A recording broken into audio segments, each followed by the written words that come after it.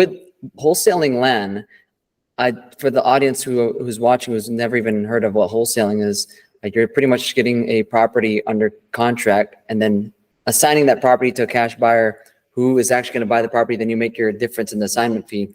So with us, when we get homes, we'll find a home off market, say the value of it fixed up is 300K, and we get it under contract at say 100K, and say only the rehab's about 30K.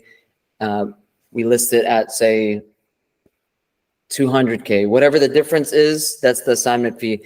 And the process is very straightforward. You know, even being virtual, it's blown my mind, dude, how it's possible to get people to sell you their home and they've never even met you. They've never even seen you. It's just you're on the phone with them, to get them to walk you through the whole process from signing it, getting photos taken of the property, walking our buyers to the property, getting it to escrow, and then closing title and getting paid. The first deal, dude, I was like, holy cow, this is possible.